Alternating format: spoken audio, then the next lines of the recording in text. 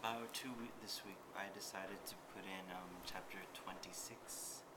It is a chapter that Dr. Schaefer covered um, a little bit earlier in the semester, being that,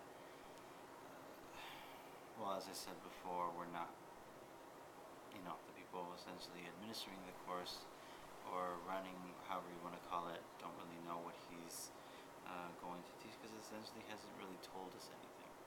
So we're going back a little, and we're going to do chapter 26, since supposedly he already lectured on it, and I do believe, according to student feedback, that he did. But anyways, enough on that.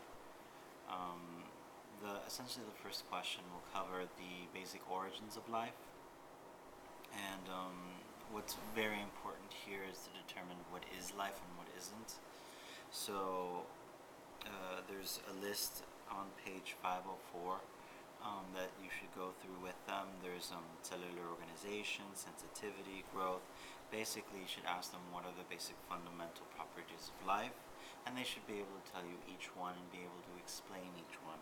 So cellular organization, they should be able to say, and you ask, oh, what about cellular organization? Oh, well, all cells, all organisms are made up of cells. So they should be able to tell you something to that extent for each one of the categories. Now, the other aspect of this first question, is where did life originate? So there's the panspermia theory, which is shown in page 504 as well. Basically, it is a hypothesis that proposes that it doesn't say that little green aliens helped populate the Earth. No, not quite. What it says is the meteorites and comets, all the cosmic dust that comes in from outer space is what essentially led to the development of life on Earth as we know it today. Let's see. And as far as the conditions of early Earth, you can see that in the experiment performed by the by the scientists Miller and Urey in figure 26.3. Okay, and we'll cover that in a second.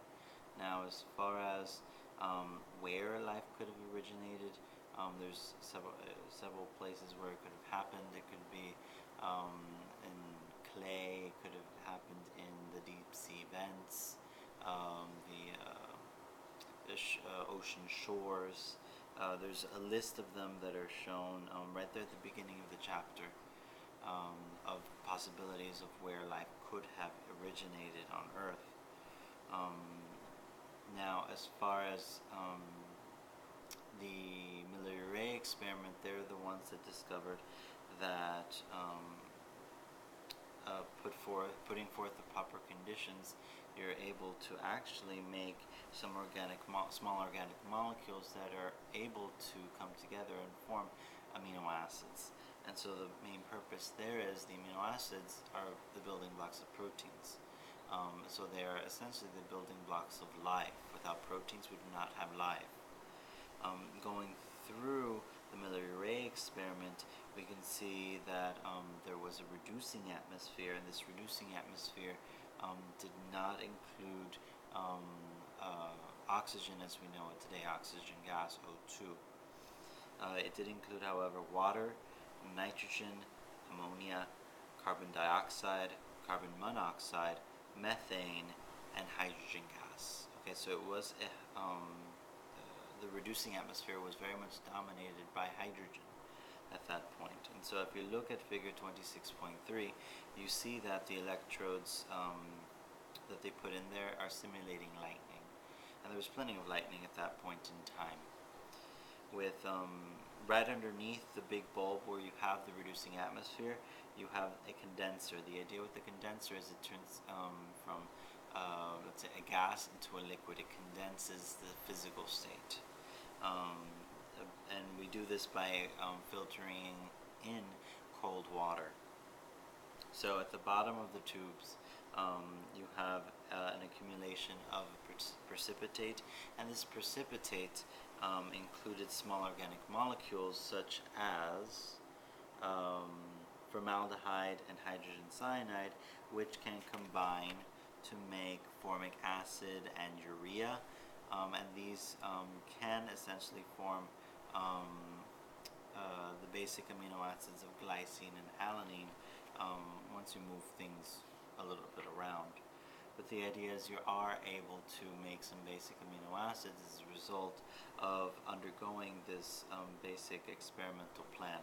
So the boiler, inside the boiler, you have the heated oceans, because at that point you did have a slightly higher water temperature of the oceans. Okay, and so all the water vapors that are coming up from the boiler where the simulated ocean is gets fed back into the reducing atmosphere, okay, in the form of a gas.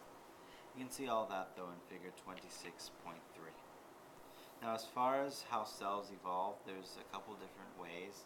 One of the ways is the bubble hypothesis. So the idea there with the bubble hypothesis and the emergence of cells is with the bubbles that come up in the ocean because of XYZ reason, whether it's from a deep sea vent or whatever the reason might be, the bubbles eventually evolved in a way that it ended up creating cells. Now, it is a long jump, and thus can make it a little bit difficult to actually believe, much less prove. But it's essentially all there, that you could have had these essentially like protein bubbles or lipid bubbles, and you could come up with life at some point after that. Now, in the next segment, we'll talk about Carl Linnaeus and basic classification system